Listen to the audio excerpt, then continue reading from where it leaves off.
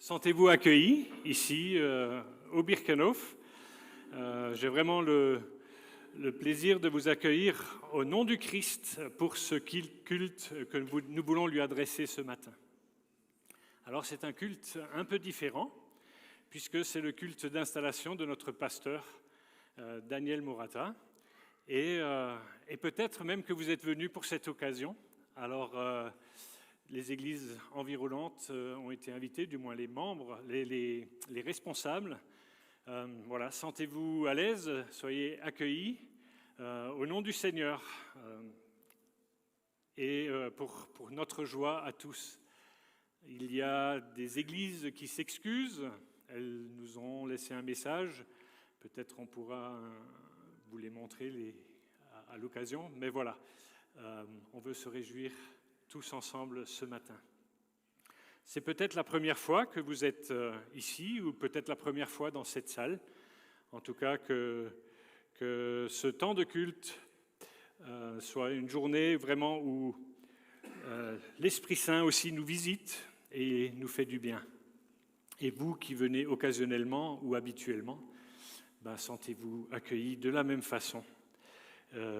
Bien sûr, nous sommes tous les bienvenus pour vivre cette communion ensemble et cette fête. Au psaume 118, verset 19, il est écrit « Ouvrez-moi donc les portes du salut pour que je puisse entrer et louer l'Éternel. »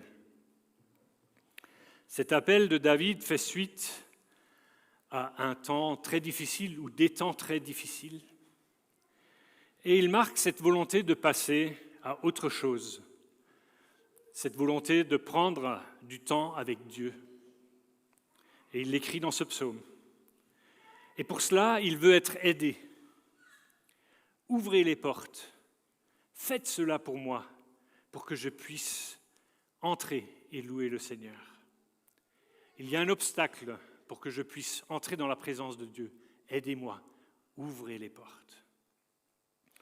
Et ce matin, ensemble, nous voulons ouvrir les portes du salut, ou, selon la traduction, les portes de la justice, pour qu'ensemble, nous puissions justement entrer dans la présence de Dieu.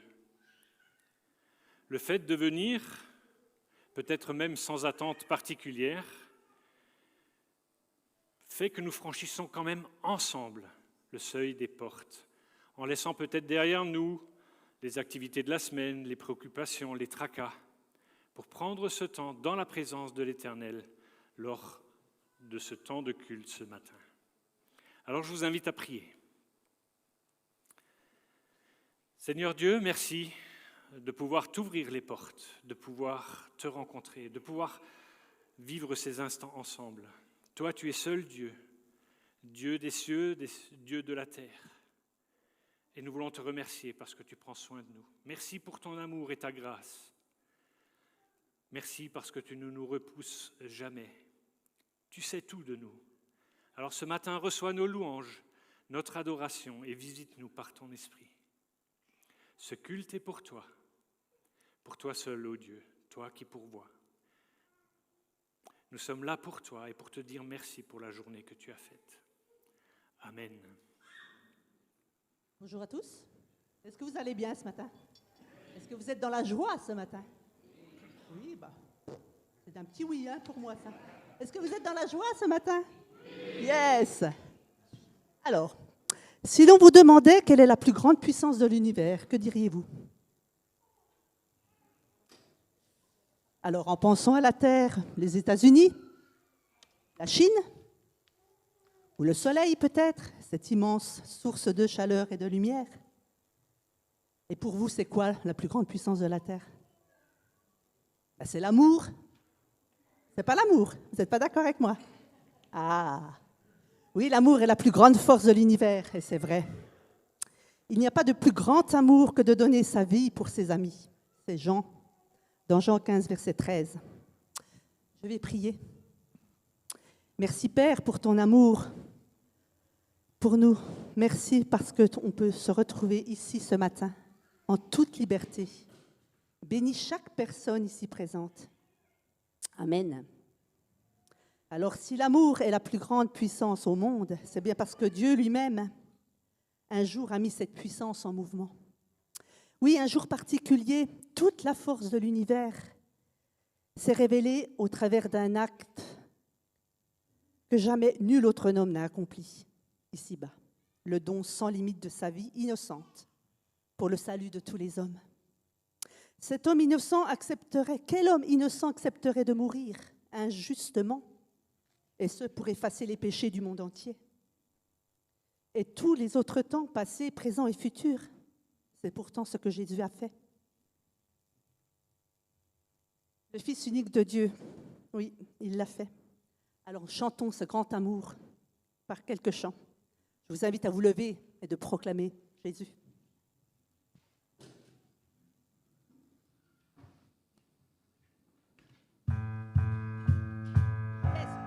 Oh, oh, oh, oh, oh,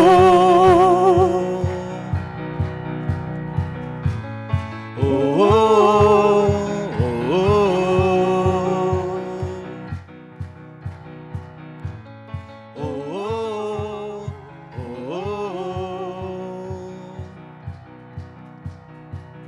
Dieu, tu es ma force et mon chant.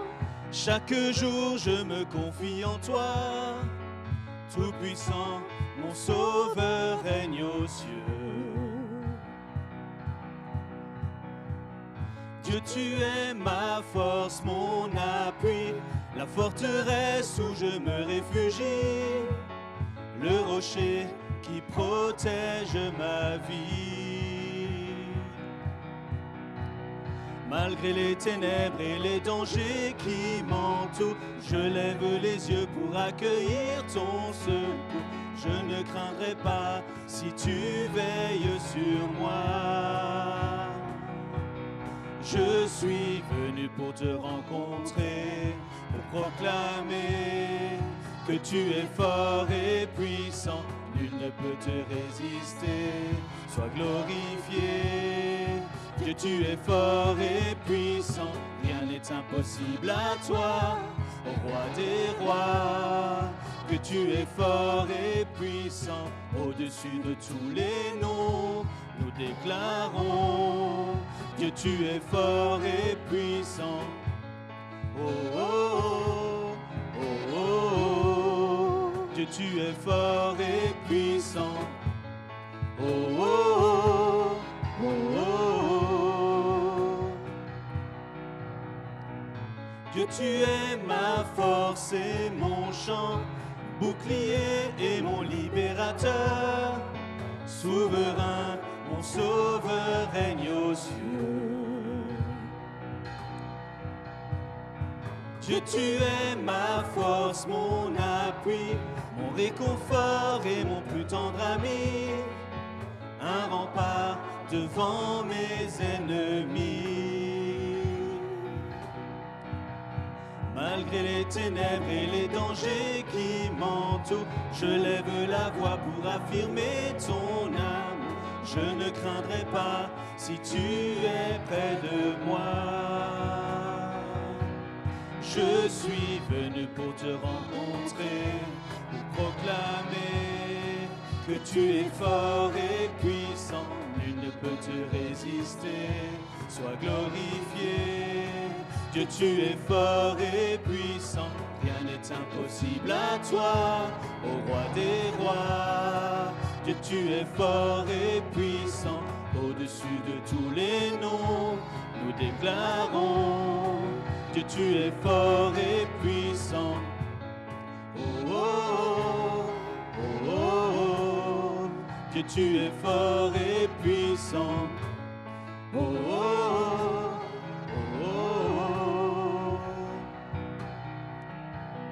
Rien ne peut me séparer de ton amour manifesté en Jésus-Christ, mon sauveur règne aux cieux. Rien ne peut me séparer de ton amour manifesté en Jésus-Christ, mon sauveur règne aux cieux. Je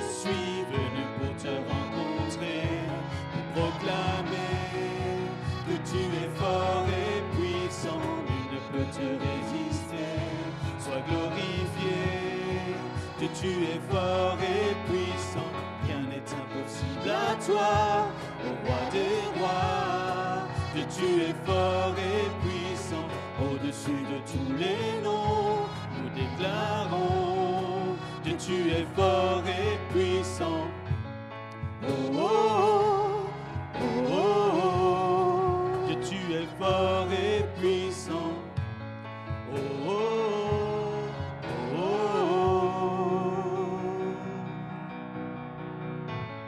oh,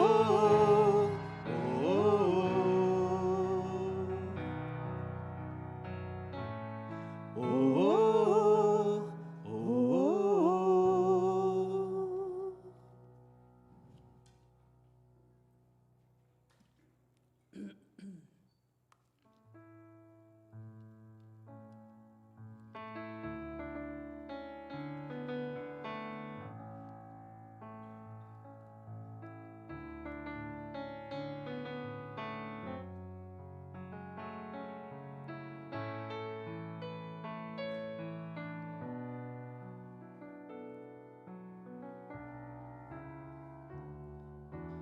Dieu,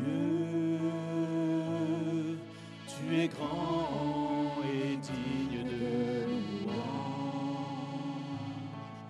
Dans la cité de Dieu, la ville sainte,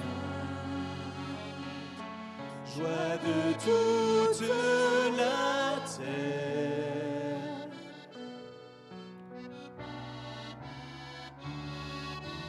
Dieu, toi qui nous donnes la victoire, tu nous aides à vaincre l'ennemi. Nous plions le genou.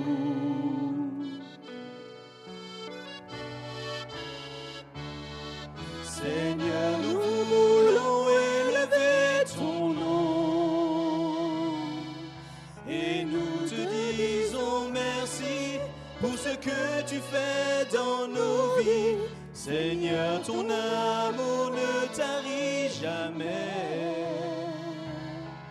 Tu es le Dieu d'éternité, tu règnes sur la terre et dans les cieux.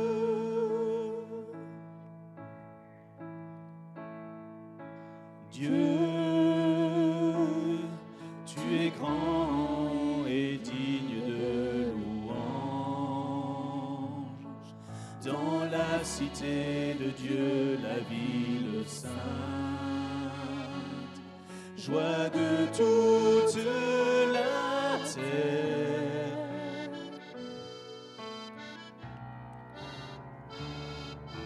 Dieu, tu es grand, toi qui nous donnes la victoire. Tu nous aides à vaincre l'ennemi. Nous plions le genou.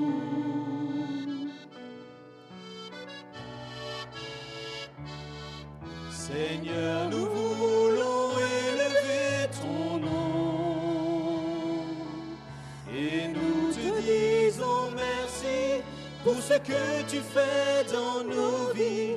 Seigneur, ton amour ne tarit jamais.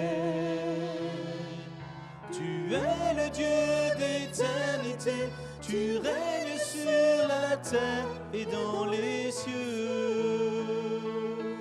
Seigneur, le Dieu d'éternité, tu règnes sur la terre et dans les cieux.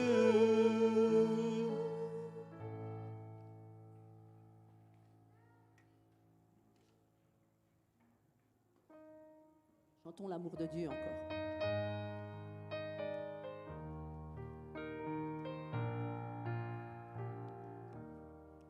L'amour de Dieu de loin surpasse ce qu'on peut dire. Un cœur humain, il est plus grand que les espaces. Même en l'abîme, il nous atteint. Pour le péché de notre monde, Dieu nous donna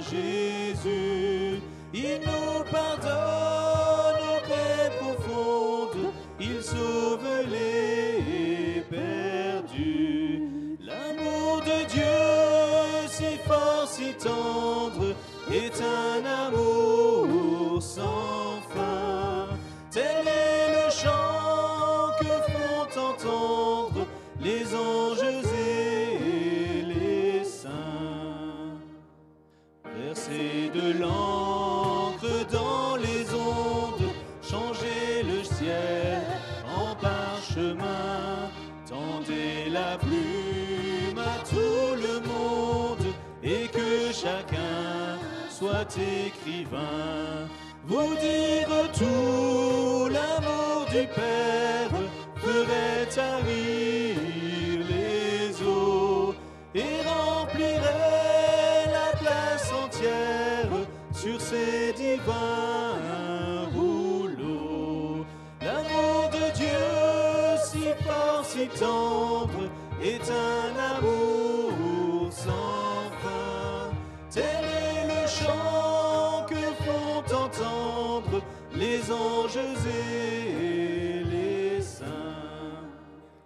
Et que le monde un jour chancelle avec ses trônes et ses rois, quand trembleront tous les rebelles, soudain saisis d'un grand effroi. De Dieu l'amour que rien ne lasse, pour nous encore vivra. C'est le miracle de la grâce. Amen, alléluia.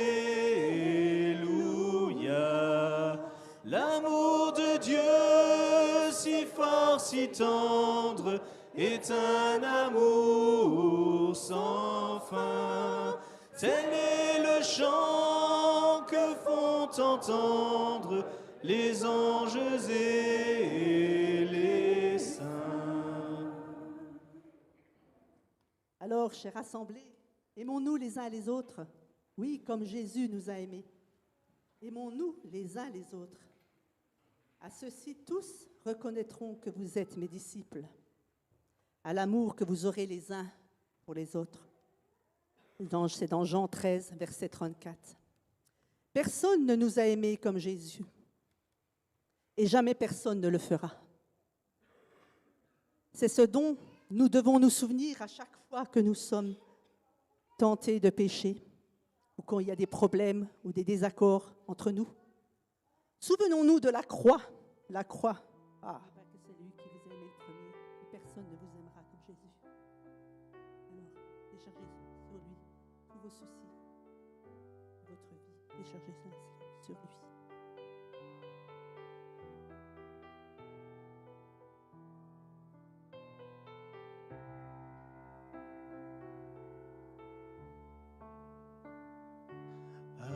Adorons Jésus, prosternons nos cœurs, inclinons nos vies. Il est le Sauveur, amour infini.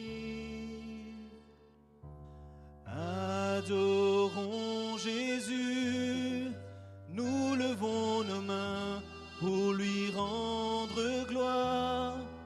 Il est le chemin, il est notre espoir.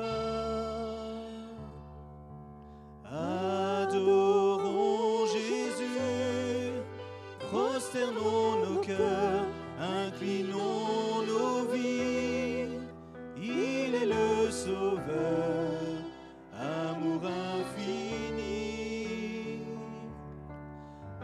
Adorons Jésus, nous levons nos mains pour lui rendre gloire.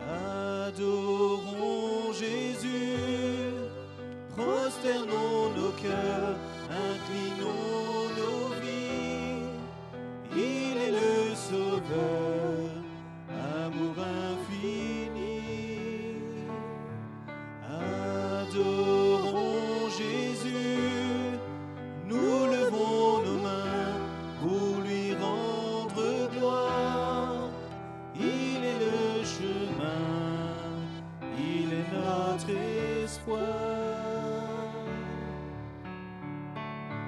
Magnifique est le Seigneur, magnifique est le Seigneur, magnifique est le Seigneur, digne de louange.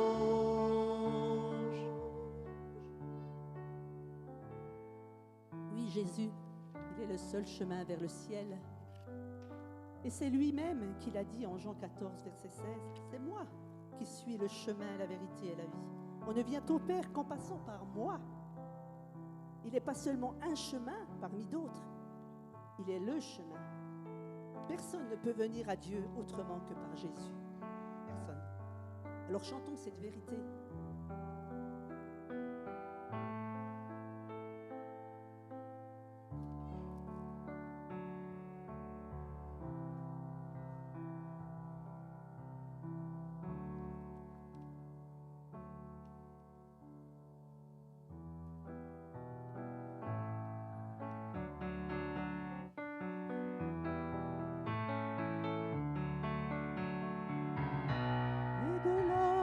Poussière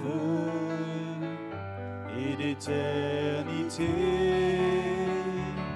j'ai vu la lumière, elle m'a racheté,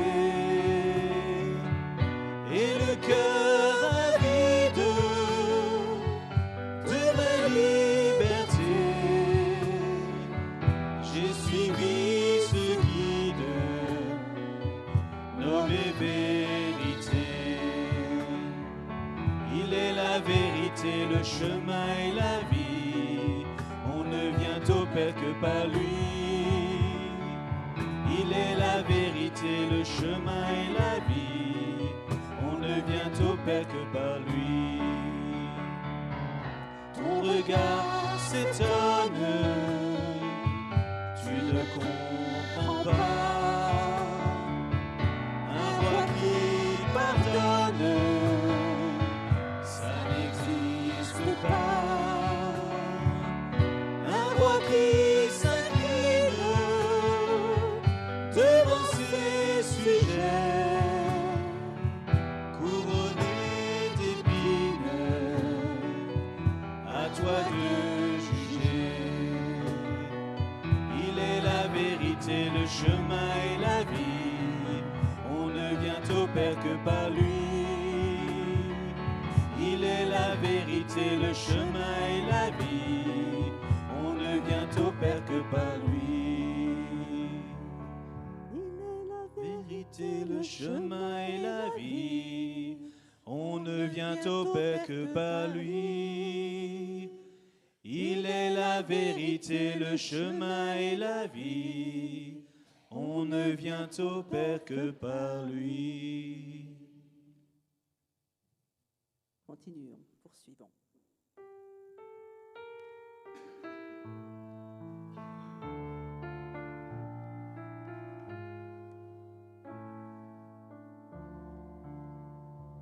Que l'Esprit de vérité vienne sur nous maintenant,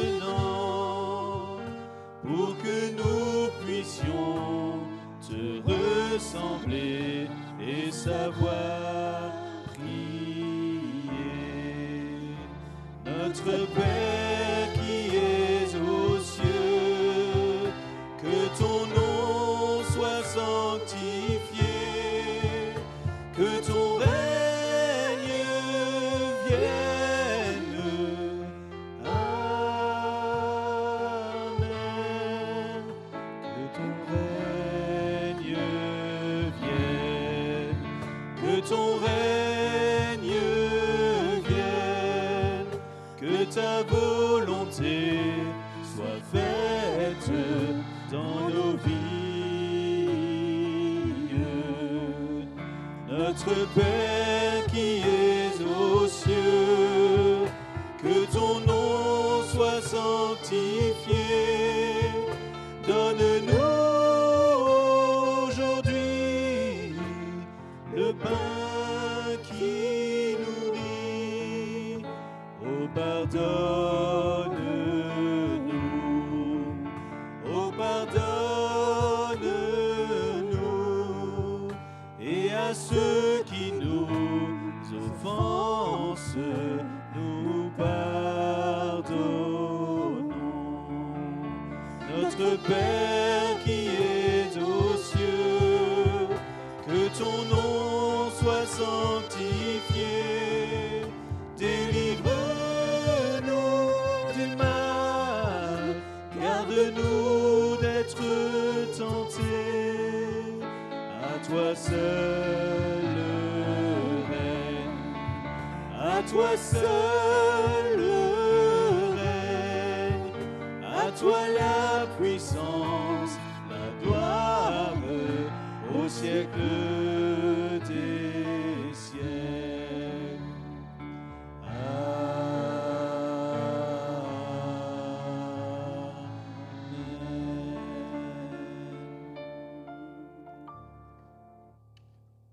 Chantons ce dernier chant.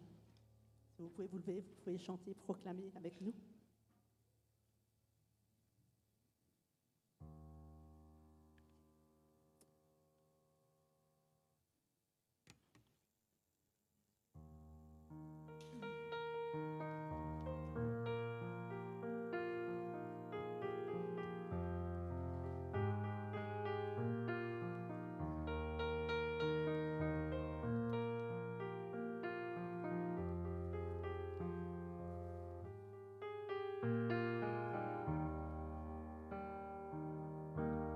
Le chant terminé, le rideau retombe, je viens simplement porter mon offrande, car j'ai le désir de réjouir ton cœur. J'apporte plus qu'un beau chant, chanter ne suffit pas pour répondre à ton appel. Les apparences sont trompeuses, tu vois bien au-delà. Oh Dieu, tu sondes mon cœur. Je reviens au cœur de la louange. Tout est centré sur toi, centré sur toi, Jésus. Oui, je renonce à tous mes faux semblants pour tout centrer sur toi. Centré sur toi, Jésus. Roi d'éternité, qui peut exprimer ce dont tu es dit? Bien que faible et pauvre, je te donne tout, prends toute ma vie. J'apporte plus qu'un beau chant, chanter ne suffit pas pour répondre à ton appel. Les apparences sont trompeuses, tu vois bien au-delà. Oh Dieu, tu sondes mon cœur. Je reviens au cœur de la louange. Tout est centré sur toi, centré sur toi, Jésus. Oui, je renonce à tous mes faux semblants pour tout centrer sur toi, centré sur toi, Jésus. Je reviens au cœur de la louange. Tout est centré sur toi, centré sur toi, Jésus.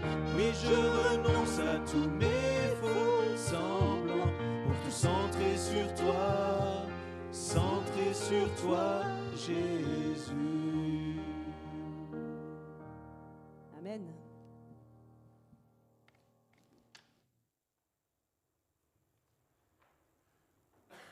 Bonjour à tous. Mon travail au sein des Églises mennonites se fait dans le cadre de la commission des ministères.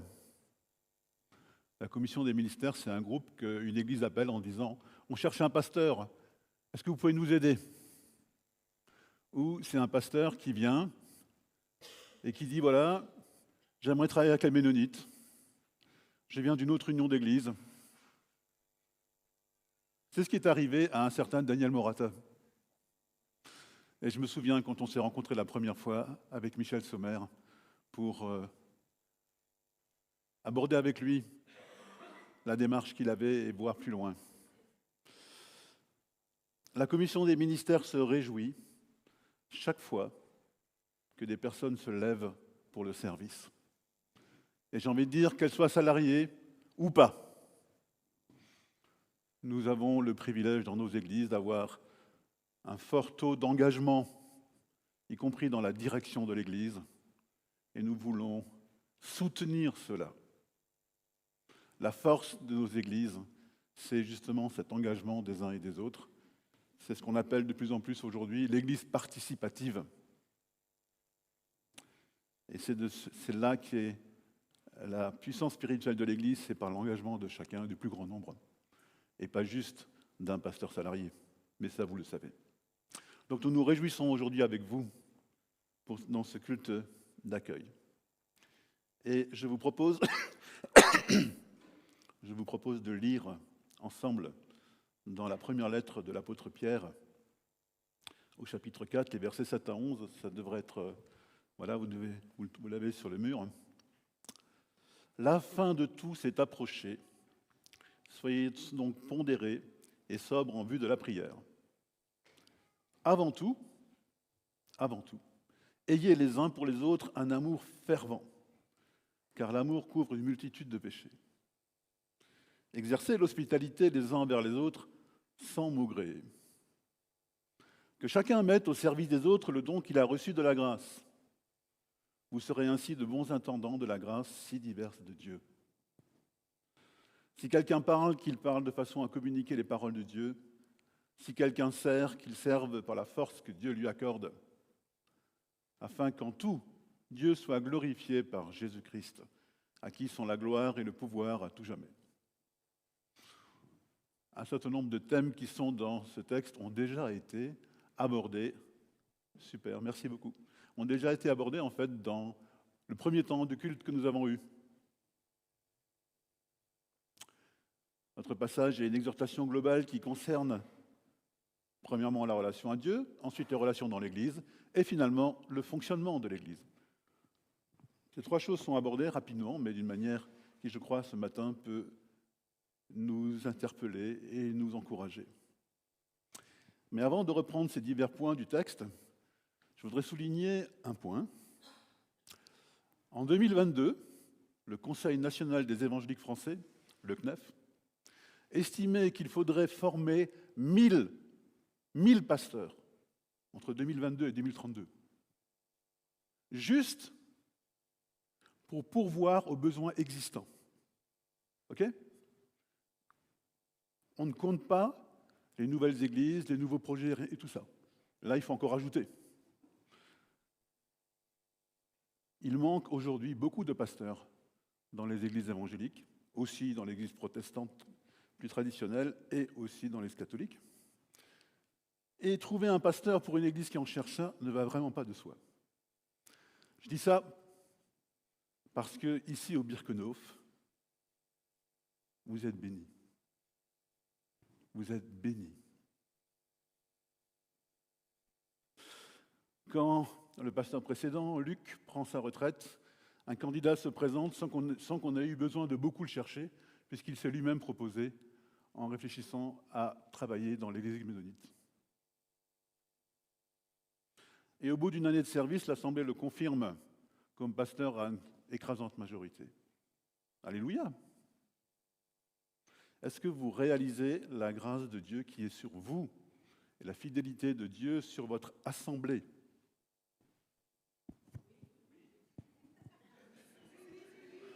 Gloire à Dieu! Gloire à Dieu! Il y a des églises qui, pendant des années, nous ont dit on cherche un pasteur et qui ne trouvaient pas. Finalement, ils ont trouvé, mais ce n'est pas si simple. Voilà, j'espère que ça vous encourage profondément. Mais revenons à notre texte. L'apôtre commence en disant « la fin de tout s'est approchée ». Ça ne veut pas dire que Jésus va revenir bientôt.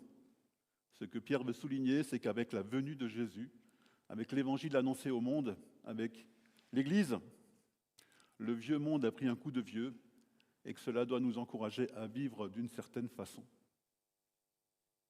D'une certaine façon. Et le premier aspect concerne la relation des croyants et de l'Église à leur Dieu.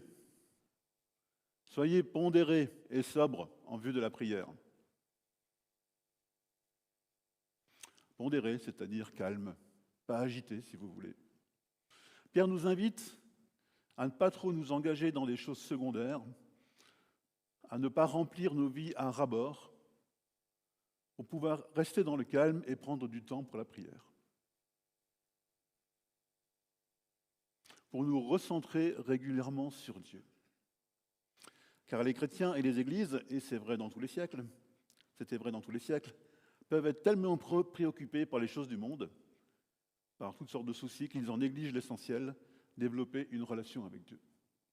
On peut même être tellement centré sur la vie d'Église qu'on peut en oublier le Seigneur de l'Église et le temps passé avec lui. Et aujourd'hui, je ne vous dis pas avec Internet, les réseaux sociaux, etc., les choses se sont plutôt compliquées par rapport à l'époque où écrivait Pierre. Cette exhortation à garder du temps et de la disponibilité intérieure en vue de la prière ne s'adresse pas seulement à des individus, mais aussi à des communautés. Les églises locales aussi peuvent remplir leur programme de tant d'activités intéressantes que la prière communautaire peut être négligée. Et d'ailleurs, les réunions de prière ne sont pas forcément les rencontres qui ont le plus de succès dans la vie de nos communautés.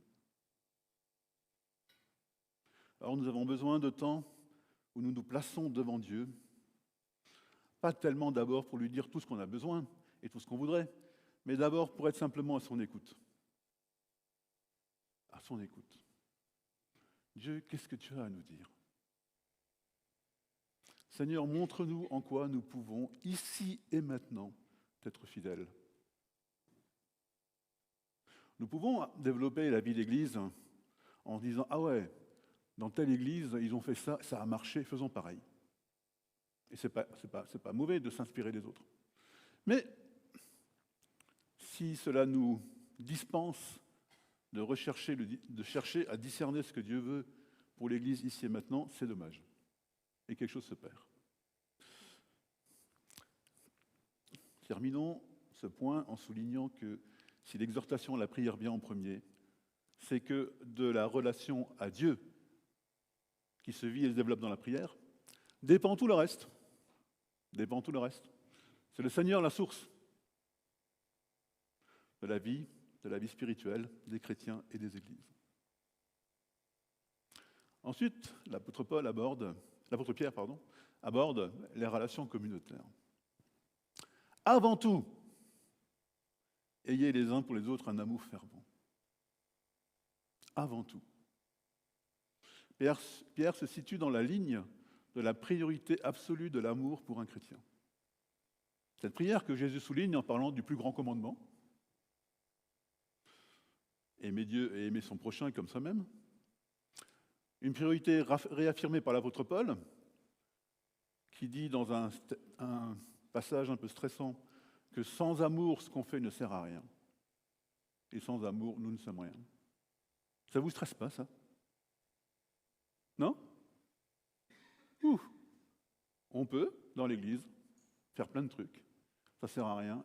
Ça ne nous sert à rien. Et on ne reste rien. Ça ne nous construit pas.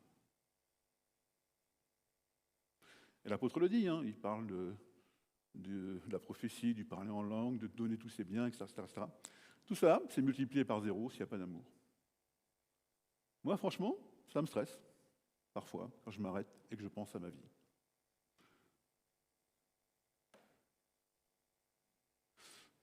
Pierre appelle à un amour fervent. Fervent signifie en particulier un amour qui ne se lasse pas, qui persévère, même quand c'est compliqué. C'est ça que ça veut dire. Ce n'est pas un grand stock d'émotions, non, c'est une persévérance dans l'amour du prochain. Et cette persévérance, elle est nécessaire parce que, Pierre le sait bien, la vie communautaire, ce n'est pas si simple. C'est pas si simple. L'amour fraternel dans l'Église se heurte à des tensions, des désaccords, des maladresses, de l'égoïsme, des peurs, etc., etc. Les relations communautaires peuvent être blessantes. Parfois, c'est nous qui sommes blessés, mais aussi parfois, c'est nous qui blessons les autres. Non? Pas chez vous? Si c'est pas chez vous, tant mieux, hein. Mais j'aurais un petit doute. Nous sommes blessés et parfois nous blessons les autres. C'est pourquoi le pardon qui est exprimé par la phrase « l'amour couvre une multitude de péchés » est tellement fondamental. La vie d'Église n'est pas une vie sans problème, ce n'est pas ce que dit le Nouveau Testament. Elle n'est pas sans conflit. Mais la vie d'Église doit être un lieu où circule la grâce, qui vient de Dieu et qui ensuite circule entre nous. C'est ce que nous confessons chaque fois que nous prions le Notre Père. Chaque fois. Pardonne-nous Pardonne-nous nos offenses comme nous pardonnons aussi à ceux qui nous ont offensés.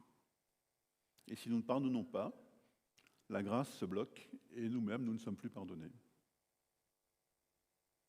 C'est dans la Bible, hein? Sans la circulation de la grâce, l'évangile vécu s'affaiblit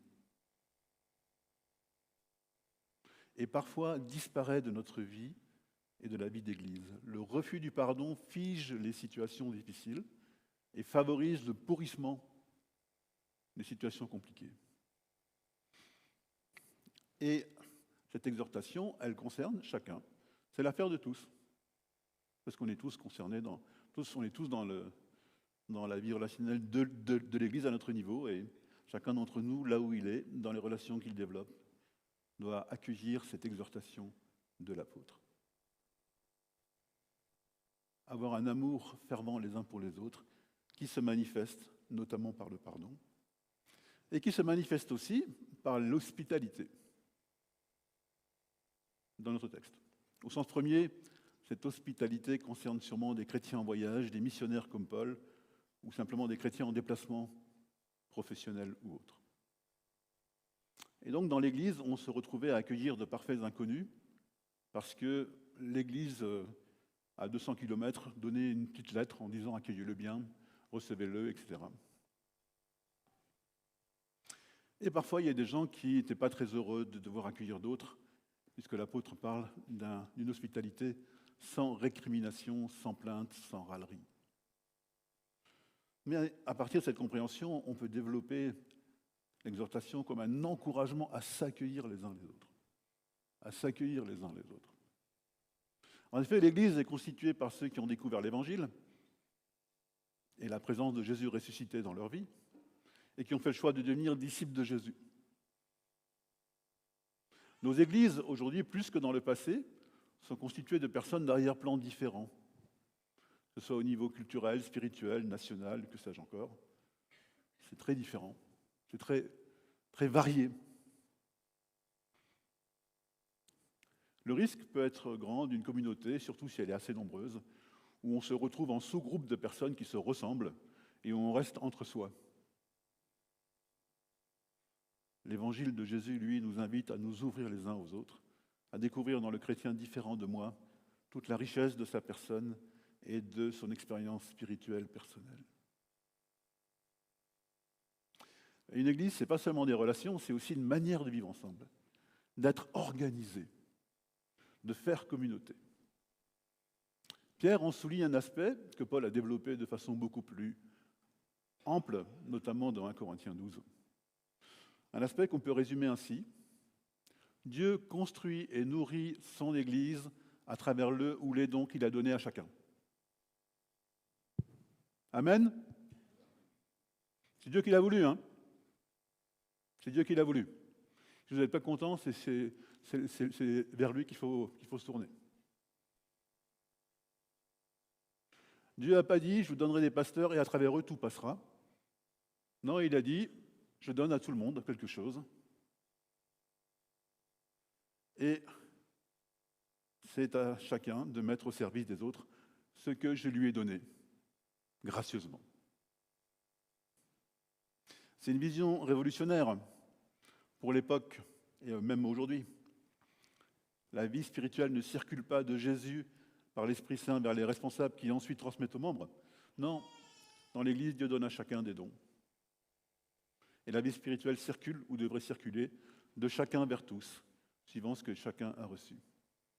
C'est un idéal qu'on ne vit pas de façon parfaite, évidemment, sur cette terre, mais dans lequel nous pouvons toujours progresser. Pierre nous donne quelques indications pour progresser là-dedans. La prière nous permet de rester connectés à Dieu et de recevoir de lui. C'est un premier point. Deuxièmement, l'Église est invitée à donner de la place à chacun pour que puisse émerger ce que chacun a reçu. Et ce processus de discernement peut prendre du temps. Troisièmement, cela marche que dans la mesure où chacun agit comme étant au service des autres. Je ne sais pas si ça vous intéresse d'être au service des autres, mais c'est bien ce que nous demande le Seigneur dans l'Église. C'est cette attitude de service qui fait de nous les bons intendants de la grâce de Dieu.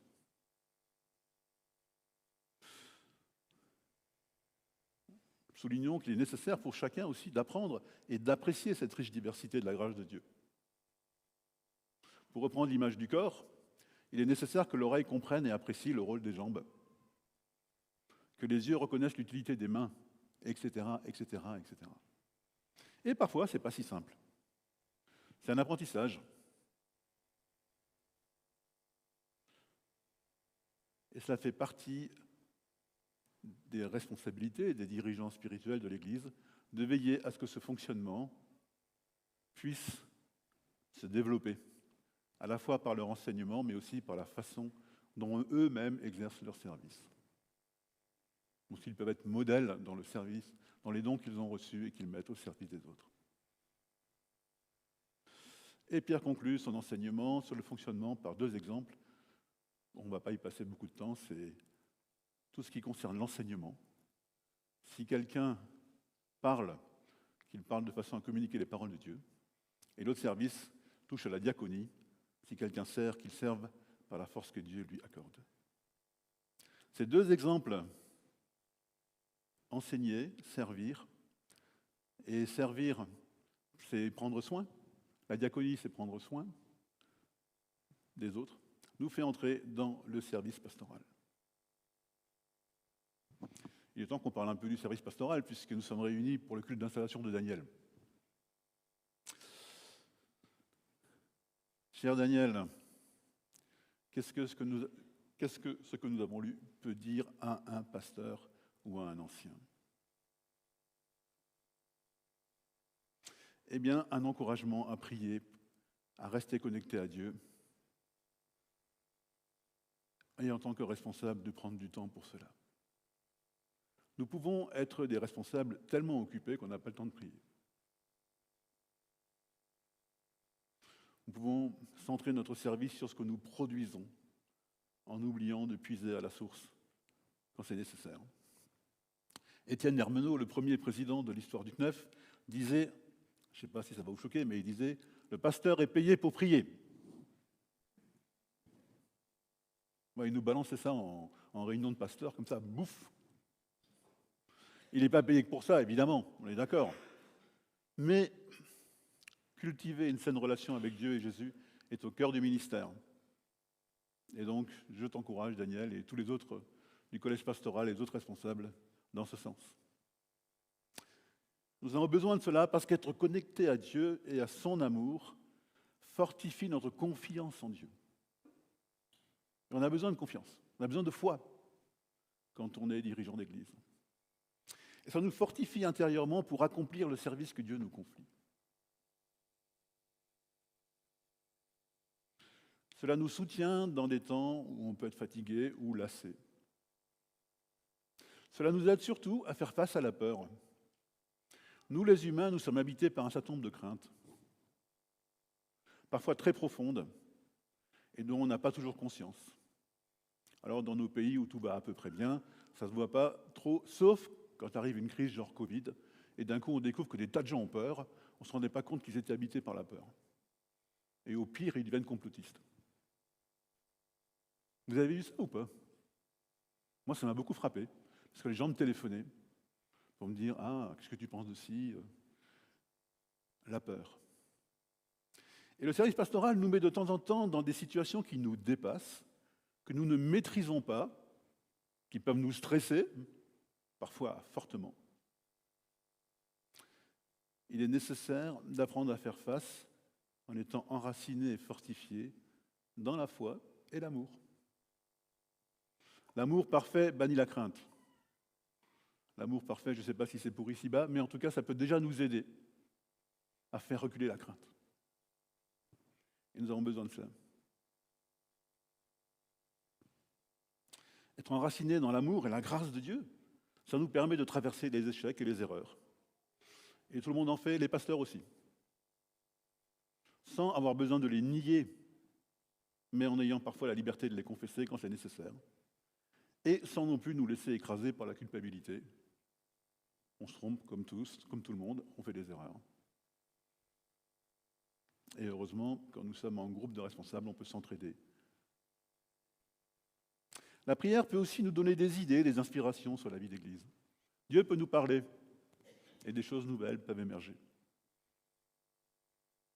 Personnellement, j'accompagne une église et on avait 2 réunions par mois de collège pastoral et la deuxième était consacrée uniquement à la prière. Et il y a quelques idées assez étranges qui sont nées dans la prière et qui ont donné lieu à des choses intéressantes. Donc, je vous encourage à prier aussi dans ce sens.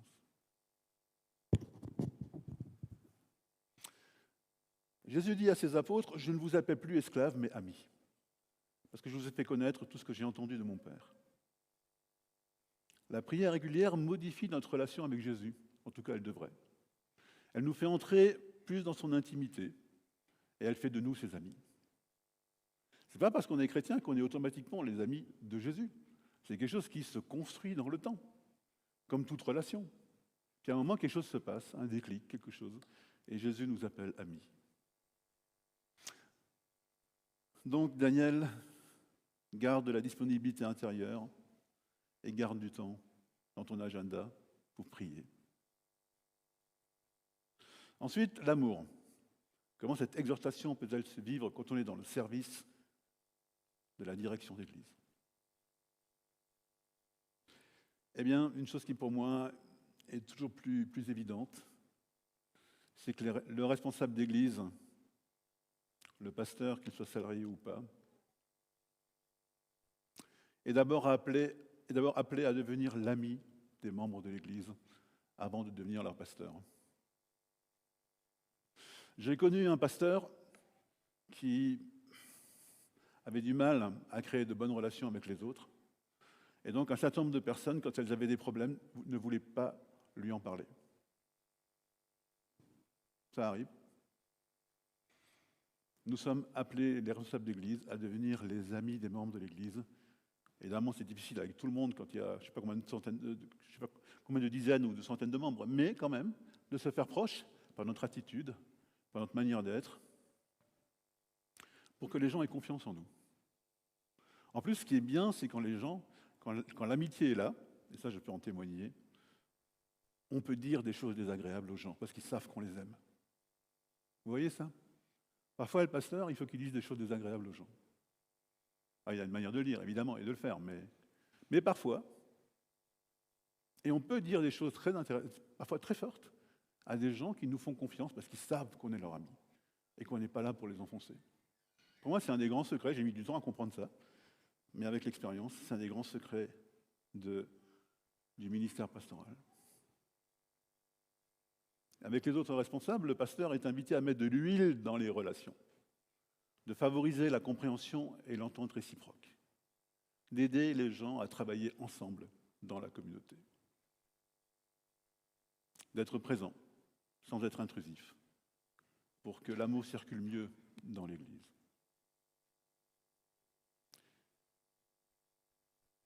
L'amour, vivre l'amour quand on est pasteur, c'est vivre un service où on se centre sur les autres tout en prenant soin de soi-même et de sa famille. C'est un équilibre délicat et évolutif. C'est pas si simple, mais voilà. Comment être centré sur les autres sans s'épuiser, sans se rendre malade.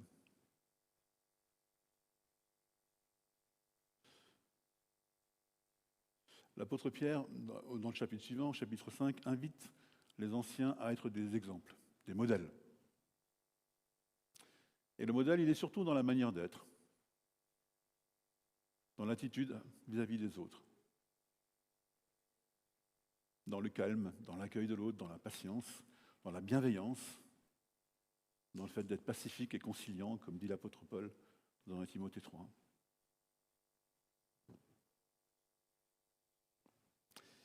L'amour, c'est aussi de savoir accueillir l'amour des autres pour soi. Parfois, les pasteurs qui sont... Quand j'étais jeune chrétien, j'ai commencé à faire de la théologie et puis à m'intéresser au ministère. J'ai rencontré des gens qui disaient « Un pasteur, il ne peut pas avoir d'amis dans l'église. » Vous avez déjà entendu ça? C'est bizarre, hein, quand même. Nous sommes appelés à nous aimer les uns les autres et le pasteur serait celui qui ne peut pas avoir d'amis dans la communauté. Eh bien, je crois que non seulement que si il doit avoir des amis, se faire des amis, parce qu'il a aussi besoin d'avoir des amis dans la communauté. Il a aussi des besoins en termes de relations, d'écoute, d'être écouté, d'être apprécié. Et donc, que le service, Daniel, ne t'isole pas des autres. Ça, c'est une tentation. Que le service ne t'isole pas des autres. Et heureusement, comme vous êtes plusieurs dans le collège pastoral, c'est déjà une grande aide pour ne pas tomber dans ce type de piège. Enfin, Dieu construit son Église avec chacun. Et il confie aux responsables, il confie quelque chose de responsable pour que ça fonctionne, cela. C'est responsable de rendre possible, autant que faire se peut, la participation du plus grand nombre. Déjà, en exerçant la responsabilité de façon collégiale,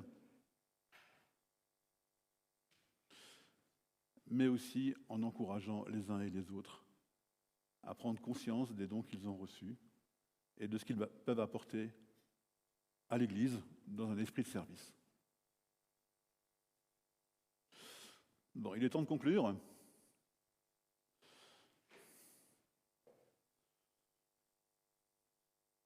L'Église est l'affaire de tous ses membres.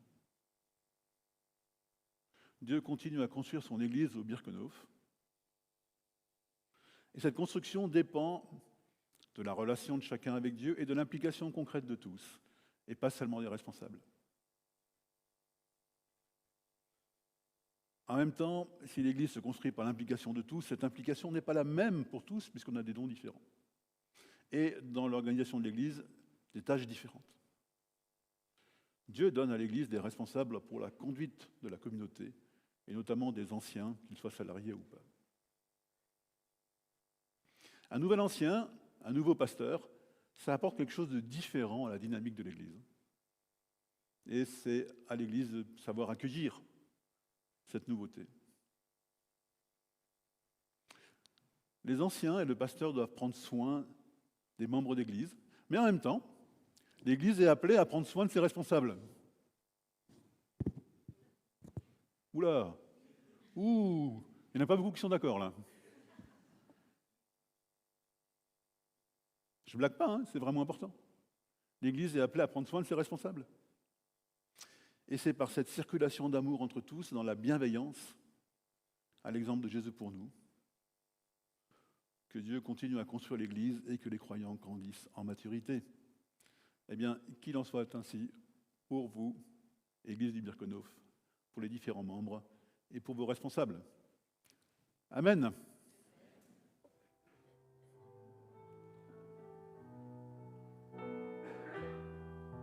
Comme un souffle fragile, ta parole se donne, comme un vase d'argile, ton amour nous façonne. Ta parole un secret d'amour, ta parole et blessure qui nous ouvre le jour.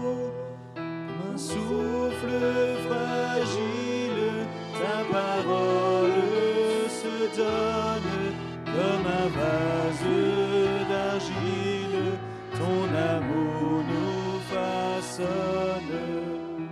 Ta parole est naissance, comme on sort de prison.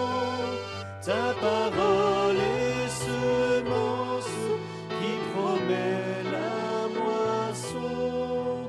Comme un souffle fragile, ta parole se donne comme un vase d'argile, ton amour nous façonne. Ta parole est partage comme on coupe du pain. Ta parole est passage qui nous dit un chemin. Comme un souffle fragile, ta parole se donne comme un vase d'argile, ton amour nous façonne.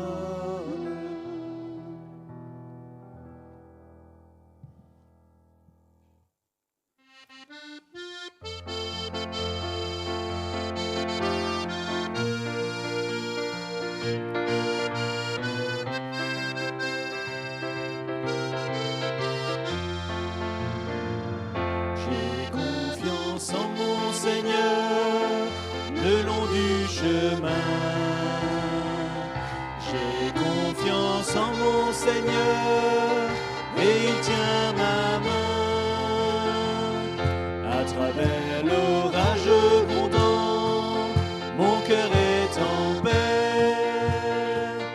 J'ai confiance en mon Seigneur et je suis gardé. C'est l'ami fidèle, le plus grand ami, en toute assurance, je m'appuie sur lui. À travers l'orage grondant, mon cœur est en paix. J'ai confiance en mon Seigneur et je suis gardé. J'ai confiance en mon Seigneur le long du chemin. J'ai confiance en mon Seigneur et il tient ma main. À travers l'orage grondant, mon cœur est en paix. J'ai confiance en mon Seigneur et je suis gardé. C'est l'ami fidèle, le plus grand ami, en toute assurance, je m'appuie sur lui. À travers l'orage grondant, mon cœur est en paix. J'ai confiance en mon Seigneur et je suis gardé.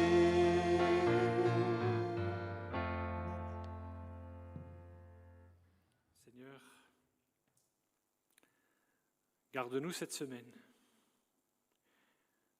Que l'Éternel te bénisse et qu'il te garde. Que l'Éternel fasse briller son visage sur toi et t'accorde sa grâce. Que l'Éternel se tourne vers toi et te donne la paix. Amen. Bonne journée, bonne semaine.